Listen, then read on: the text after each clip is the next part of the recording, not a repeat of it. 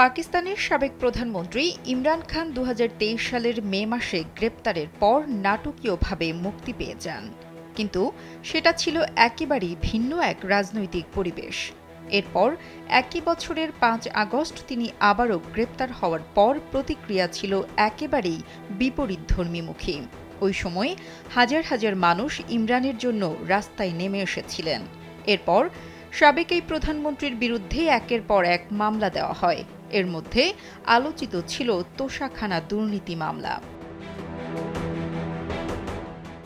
এবার আলোচিত এই মামলায় ইমরান খান ও তার স্ত্রী বুশরা বিবির ১৪ বছরের কারাদণ্ড স্থগিত করা হয়েছে।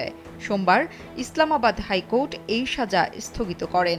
হাইকোর্ট বলেন, ঈদের ছুটির পর ১০ দিনের মধ্যে এই মামলার বিষয়ে সিদ্ধান্ত হবে। এর আগ পর্যন্ত ইমরান দম্পতির সাজা স্থগিত থাকবে।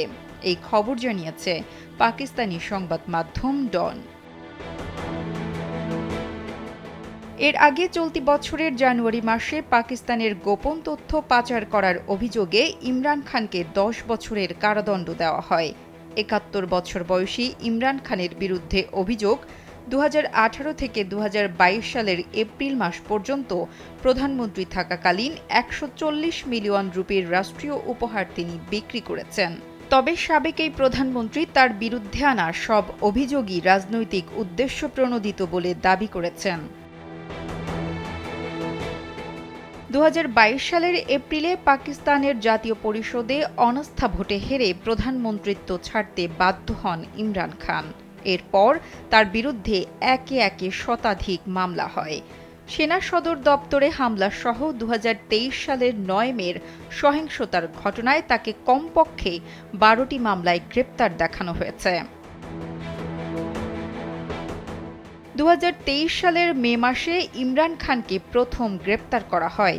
ইমরান খানের গ্রেপ্তার হওয়ার প্রতিবাদে পেশোয়ার থেকে করাচি পর্যন্ত পাকিস্তান জুড়ে ব্যাপক বিক্ষোভ ও সহিংসতা ছড়িয়ে পড়েছিল।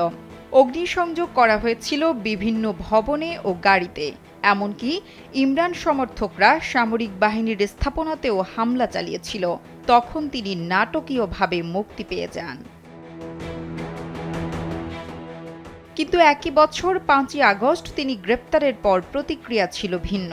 তখন ইমরান সমর্থকরা ভবন, রাস্তা, গাড়িতে হামলা চালানোর পাশাপাশি সেনাবাহিনীর সঙ্গে সরাসরি সংঘর্ষে জড়িয়ে পড়ে। বর্তমানে পাকিস্তানের সবচেয়ে জনপ্রিয় নেতা ইমরান খান। বিশেষ করে জেলে যাওয়ার পর সাবেক এই প্রধানমন্ত্রীর জনপ্রিয়তা আরও তুঙ্গে। নুসরাত জাহান কলি, কালবেলা।